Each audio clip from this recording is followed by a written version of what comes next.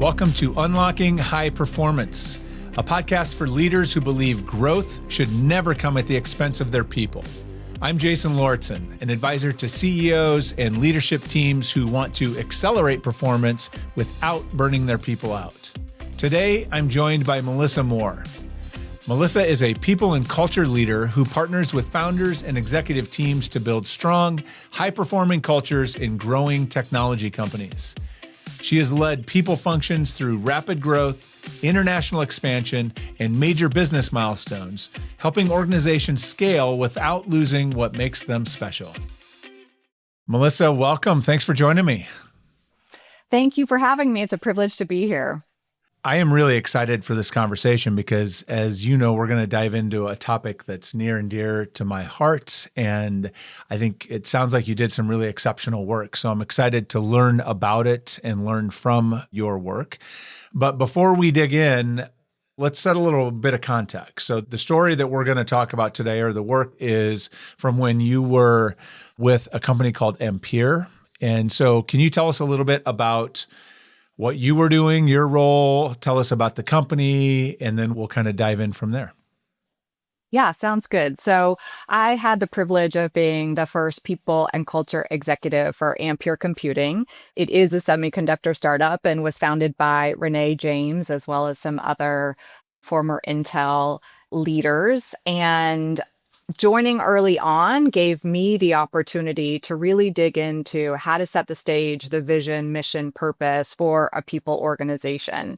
And so the journey with Renee and her leadership team very early on set the stage for what I would consider one of the most amazing cultures I've had the privilege of being a part of and helping shape and contribute to.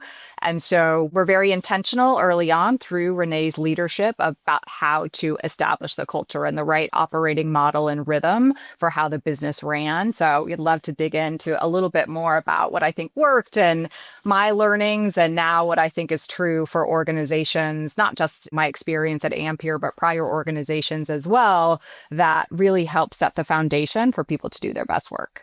Ampere, tell me about your journey there. So you started it early, and then it grew while you were there. So tell me a little bit about that, and then we'll dive in. Yeah, sure. So I joined in late 2017, right after the company was founded. At the time, we started incidentally through an acquisition. So it was through a prior technology company, AMCC, and we started with 275 people around the world. And so a bit of a unique startup situation, but it meant right from the get-go, we had to be super thoughtful about how to drive the right outcomes for the business. We subsequently scaled around the world, and so when I left the organization in January of this year, we were about 1,450 employees in 6 different countries. And it ended up that I departed right after Ampere was acquired by the SoftBank Group, a great outcome to set the stage for the future of Ampere in the market. So my role was to help found the people function, or the HR function, and help scale the business. And we scaled pretty quickly in the first several years. And then, like many startups that faced COVID, we had some ups and downs. But I think the journey that we went on really created an amazing and I think enduring culture that I felt incredibly proud of. And I think the employees also, their engagement levels and feelings about Ampere is just a testament to what we were able to create together. It's quite a ride. I mean, that's a lot of scale. And actually, startup starting with 275 employees, global setting is an interesting place to start. So what was intriguing to me about your story is that I think you hear a lot of people talk about the importance of culture and values and alignment and mission and vision and all these different things. There's a lot of talk around it. But I think oftentimes what gets lost in it, and something I find myself, I guess, preaching frequently, is that if you don't start with real clarity from the top of the organization, right? If you don't have kind of those key pieces in place, then the rest of it is really hard, and your likelihood of success is very low if you don't have those pieces. And it sounds to me like your leadership group understood this and really did the work. And so I'd love to kind of start there. because it sounds like you started with kind of making sure that things like vision and mission and those sorts of things were crystal clear. And I'm curious, I guess, what did that look like? Because startups are moving really fast and feel like they have to go even faster than they can go. So what did that look like? What did that process look like? And sort of as you were getting ready to kind of figure out the people and culture stuff, what got done at that level before you kind of took it and ran with it? Yeah, sure. So I was very fortunate to have the opportunity to work for Renee James, who was just a strategic visionary and was very clear about what she wanted to create in Ampere. And her focus was always about inventing the future and what comes next in the semiconductor industry. And so, starting with her vision to be able to help bring that to life in the organization is where I stepped in early on, in partnership, of course, with her and the rest of the leaders. And so Renee was very clear about her vision, but also the values for the organization. She knew what she wanted and just as much what she didn't want. And some of those principles around no brilliant jerks, that I think everybody wants to work in an organization where they feel that they can make an impact and do incredible things with people that they care about and are going to treat each other well. But she had very strong set of values, and whether that is, customers come first and challenge your intellect and disciplined innovation, a core part of being an R&D organization and trying to change the future of technology in the semiconductor industry was what she was hoping to achieve. So taking those values, one of the first things we did as a leadership team, I think it was, in February of the following year, following our founding, we did a workshop with all of the leaders to take the values that Renee had set and drive them down into behavior. So what does it mean to have disciplined innovation? What does it mean to have an inclusive workplace? And really defined each of those values through a set of behaviors. And those behaviors, then the leadership team agreed upon them and we communicated them out to the organization. They're still on the intranet about what we expect from you. So it aligned around, these are our ways of working. This is how we expect you to show up every day. And so that was early on, really setting that stage and defining behaviors along with the set of values. And then we took that a step further to try to say, all right, well, how do we build that into, so, one of the core things you do early on in a startup is hiring. And so building that into our hiring practices, our interview guides, the questions that we focus on really about how do you hire for the values of the organization, ensure that, especially when you're growing fast, the people that joining your organization are going to be aligned to those values and want to show up in the same way. And so it was in hiring, it was in performance. So every performance review had a question, even though our performance reviews were quite light, we always had a question around how did you bring the values of the company to life through your work? And so there were accountability metrics for the behaviors that we had in the organization that were reinforced through, of course, Renee's leadership and the other leaders in the organization, to make sure that there were some accountability measures. And so the way that we recognized as well, so we had recognition programs and, like many companies, awards around creating inventing the future, of course, but also really showing up in a way that made the organization a better place to work. And so that was early on, some exercises that we did. And there were some key learnings, right? Initially, we thought, we're going to have a scorecard for this. And turns out that was too much, right? The scorecard was not adopted. And so what were other ways that were light touch to kind of reinforce that operating model, if you will? And so, as I mentioned, thinking about progression, right? Who continues to progress through an organization and how do you ensure that those future leaders also are aligned to the right behavior? So I think reinforce for us, rather than a scorecard, it was reinforcing through consistent communication from the leaders about who we are, how we show up every day, and how we contribute to the organization, and then creating that high performance culture that every startup aspires to really drive the future.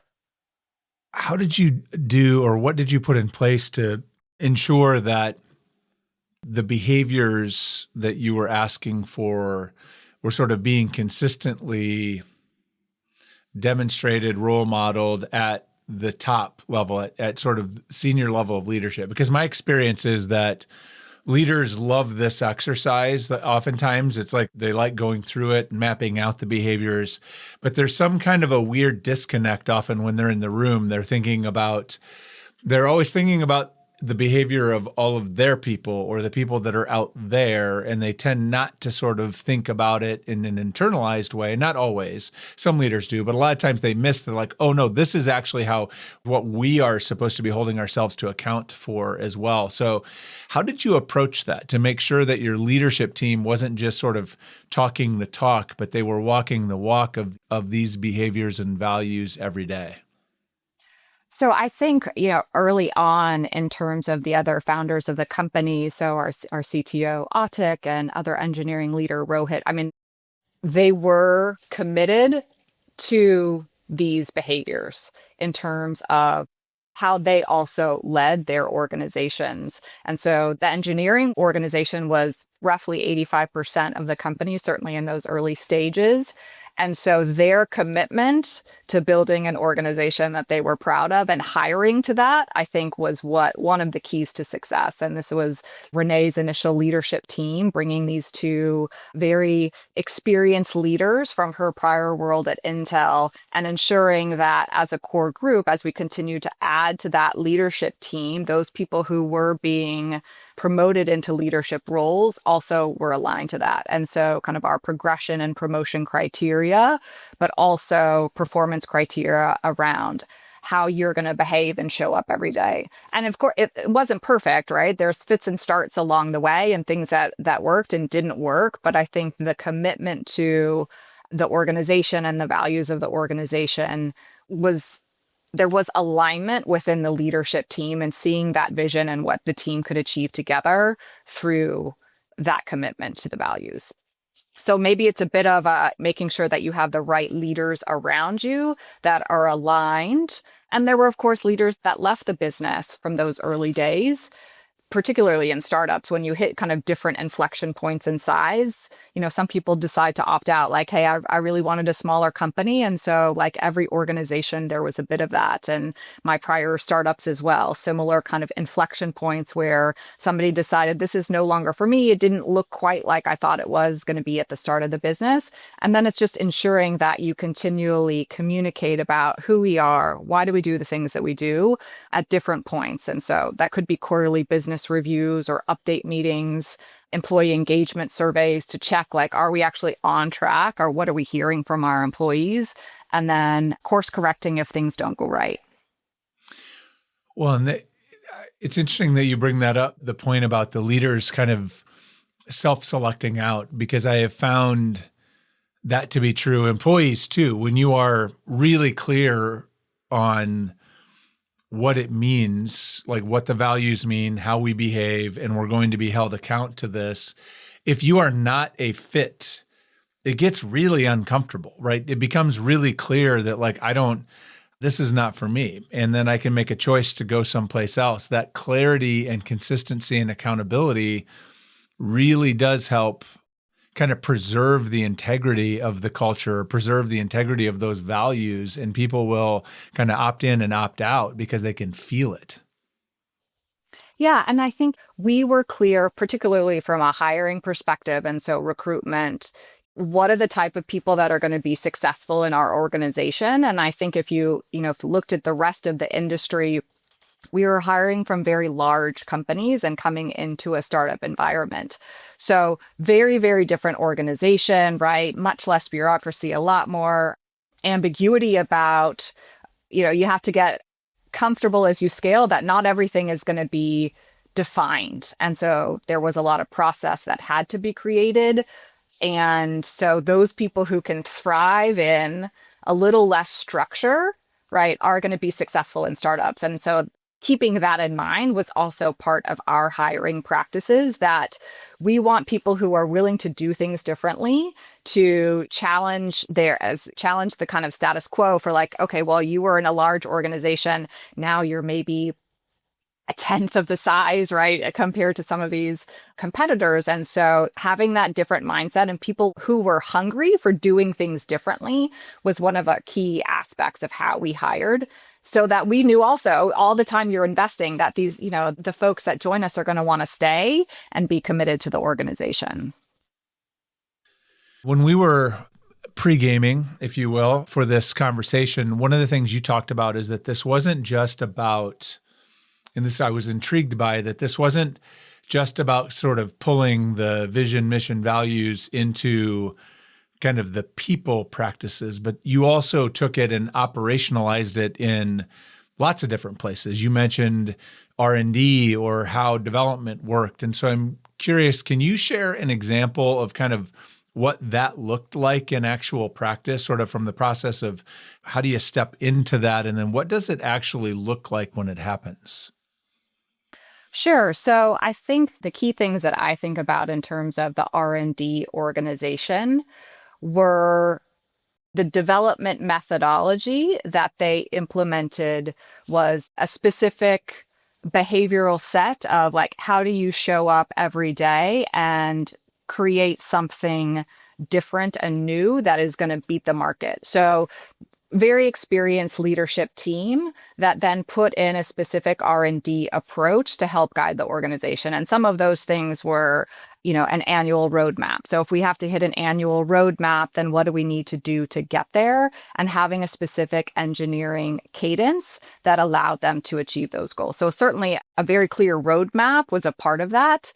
And knowing then how to get to that roadmap through a leaner R&D organization. So without getting into the specifics of development, right, that for that organization, it was just being clear around what is our roadmap? How are we going to get there? What teams and what talent do we need to get to that to achieve that roadmap? And then working through a development methodology that was faster than other organizations. And some of that was through design verification process and different ways that the organization went through their engineering work.